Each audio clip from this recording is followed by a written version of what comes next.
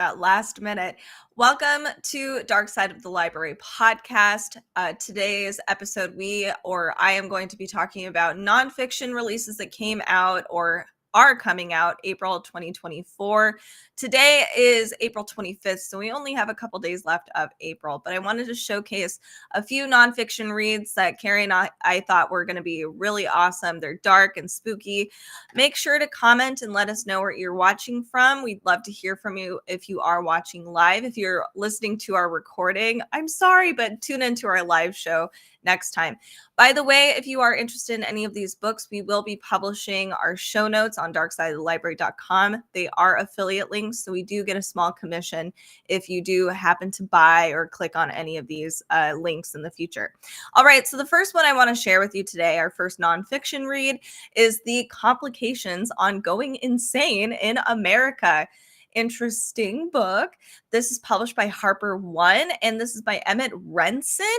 So this is coming out, or already came out, April 23rd. If you are interested and you are watching the live show or just a recording, you can find the QR code right here, and you can see where all of this stuff is at and read it for yourself. But here's what it says. This book is an intimate portrait of what it's like to live with schizoaffective disorder of the bipolar type, as well as biting, revelatory critique of America's mental health culture. So this will be interesting, very much so if you're really into behavioral health.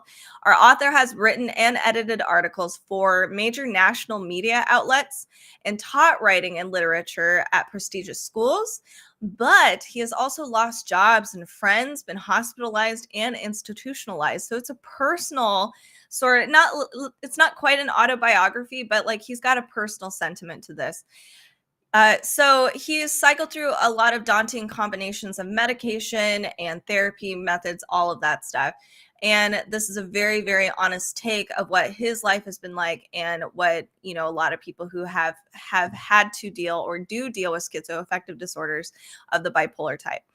So going beyond the usual paeans against stigma and for understanding, our author confronts the dysfunction in current mental health narratives, contrasting what he calls mental illness, quote, high culture, in which we affirm the prevalence of anxiety and encourage regular therapy, insisting that the, quote, mentally ill aren't dangerous or even weird, with even progressive society's inability to contend with people with more severe forms of mental illness.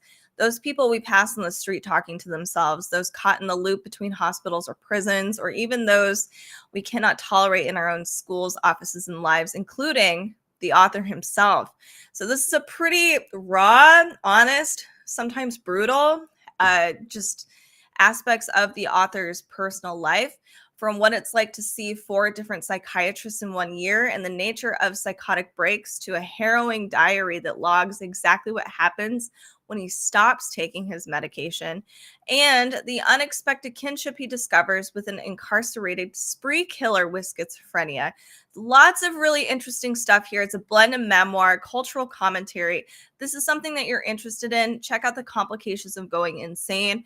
That is here in the QR code. That is by Emmett Rensin, also in our show notes. The next book I want to share with you is The First Last Man, Mary Shelley and the Postapocalyptic Imagination. I'm excited. I like the title already. This came out April 16. It's by Eileen M. Hunt. Beyond her famous creation, the nightmarish vision of Frankenstein's creature, Mary Shelley's most endearing influence on politics, literature, and art perhaps stem from the legacy of her lesser-known novel about the near extinction of the human species through war, disease, and corruption. So this novel, The Last Man, that came out in 1826, gives us the iconic image of a heroic survivor who narrates the story of an apocalyptic disaster in order to save humanity. If not as a species, then at least as a practice of compassion or humaneness. In visual and musical arts from 1826 to the present, this post-apocalyptic figure has transmogrified from the last man, quote, into the globally familiar filmic images of the quote invisible man and the quote final girl. So interesting. Reading Shelley's work against the background of epidemic literature and political thought from ancient Greece to COVID, Eileen, our author, reveals how Shelley's post-apocalyptic imagination has shaped sci-fi and dystopian writing from H.G. Wells, M.P. Shiel, and George Orwell to Octavia Butler, Margaret Atwood, and so many other people. Through archival research into Shelley's personal journals and other writings, Hunt, our author, unearths Shelley's ruminations on her own personal experiences of loss, including the death of her young children and her family to disease, and the drowning of her husband, Percy Bysshe Shelley. Sorry if I said that incorrectly. I need to do more research on Mary Shelley personally, but this sounds very interesting. Shelley, through her grief, started to study a Greek tragedy, and through which she developed the thinking about like the plague, conflict, and collective responsibility that now you can see in her fiction actually emerges. So we see from her readings of classic works of plague literature to her own translation of Sophocles' Oedipus Rex, and from her own or her authorship of the first major modern pandemic novel to her continued influence on contemporary pop culture, Shelley gave rise to a tradition of post-apocalyptic thought that asks a question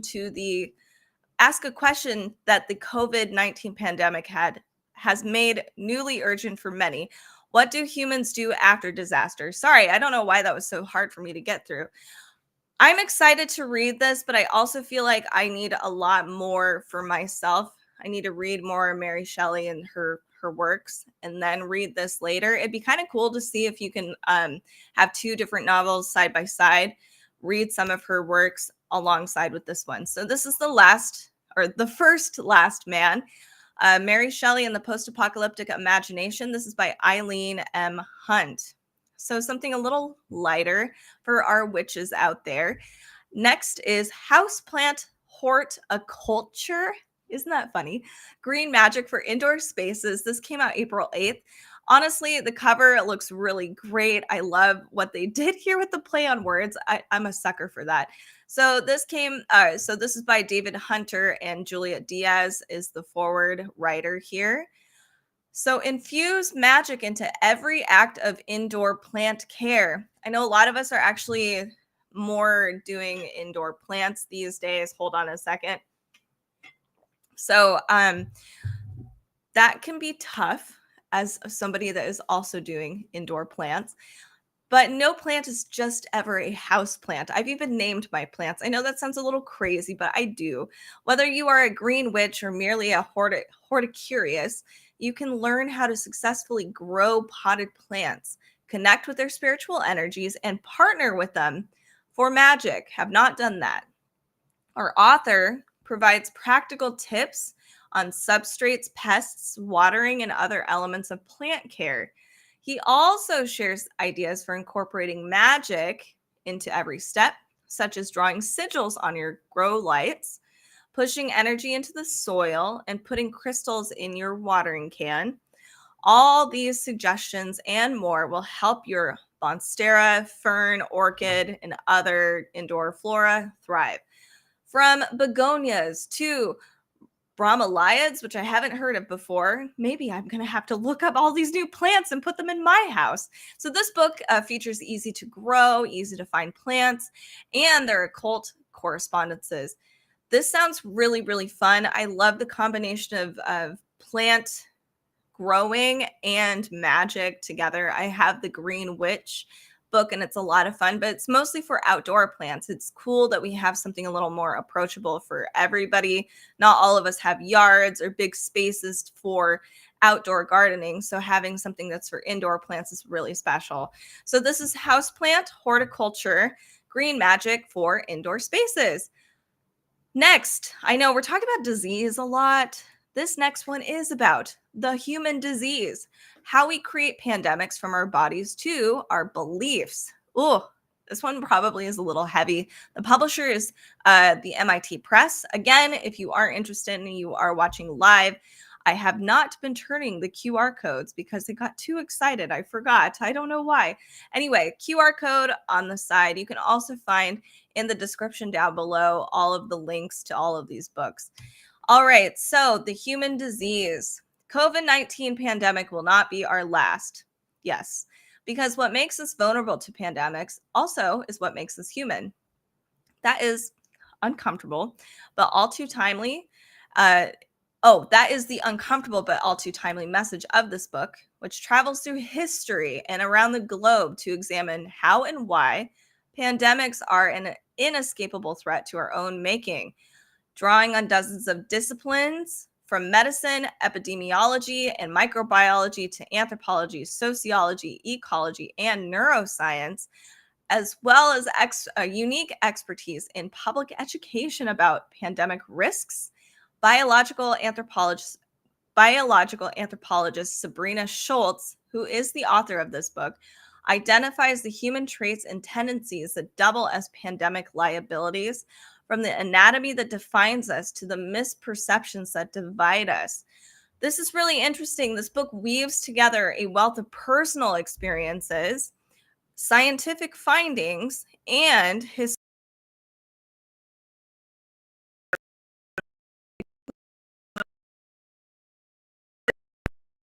Oh no, I've lost my recording here. I apologize. Hopefully the delay isn't too long.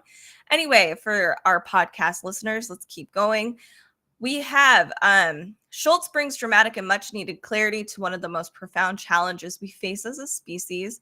Though the COVID-19 pandemic looms large in Sholts' account, it is, in fact, just one of the many infectious disease events explored in this book.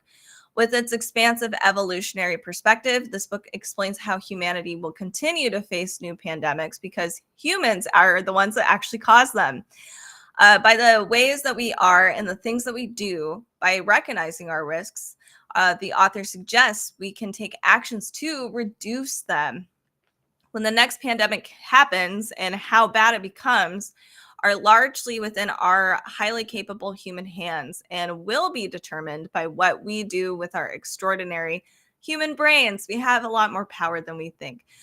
So this is the human disease. This is published by the MIT Press. It is by Sabrina Sholts. Sounds really interesting. This next one is a very heavy book, and it actually came out in March, but I wanted to bring this up because this is, again, kind of a really important topic. Fallout came out on Amazon, so I'm like, well, what a fitting book. It is called Nuclear War, a Scenario. This came out March 26th. This is by Annie Jacobsen. Let me put the QR code up here. So what it says, there is only one scenario other than an asteroid strike that can end the world as we know it in a matter of hours, and that is nuclear war. And one of the triggers for that war would be a nuclear missile inbound towards the U.S. Yay. So every generation, a journalist has looked deep into the heart of the nuclear military establishment. The technologies, we have safeguards, the plans, the risks. These investigations are vital to how we understand the world we really live in, where one nuclear missile will beget one in return, and then another, and then another, and then another. And where the choreography of the world's end requires massive decisions made on seconds' notice with information that is only as good as the intelligence we have. So, as you can see, this book isn't like cheerful, really. It's definitely spooky. It's very close to our hearts, ever since World War I, World War II.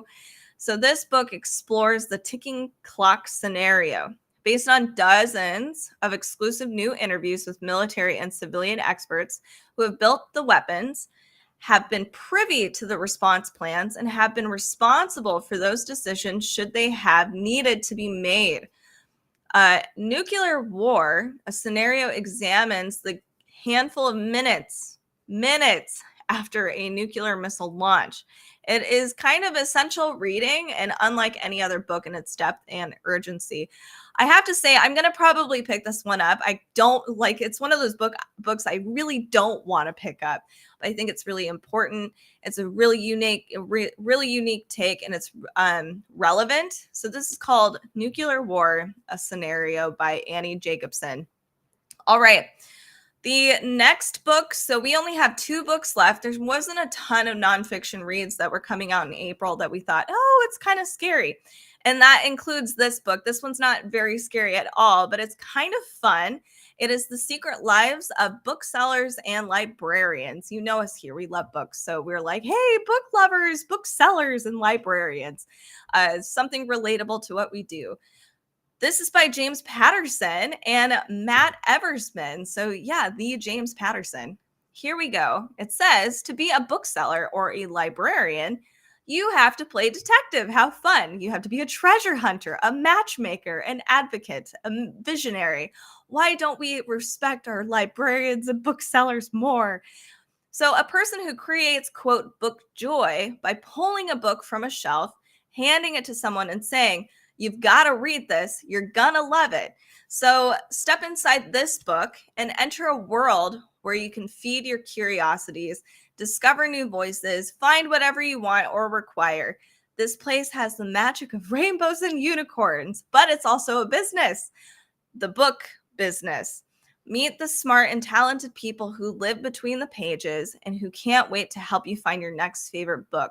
This is great for just people who enjoy books, general books, not just horror reads, which is kind of, obviously our big thing, but just books in general. Maybe there's a new genre that you never thought you would enjoy that might be something you would want to explore after reading this one. So check this one out. This is definitely lighthearted. The publisher is Little Brown and Company. It's The Secret Lives of Booksellers and Librarians by James Patterson and Matt Eversmann. Our last book is one I'm actually shocked. I didn't think a ton of people would pick this one up, but I saw it on Bookstagram even today, and it came out April 2nd. It's called Sociopath, a memoir. It's by Ph.D. or Dr. Patric Gagne, who she realized at a very early age, like kindergarten, she made people really uncomfortable. Something about her caused people to react in a way she was just like, what? What am I doing? She suspected it was because she didn't feel things the way that other kids did.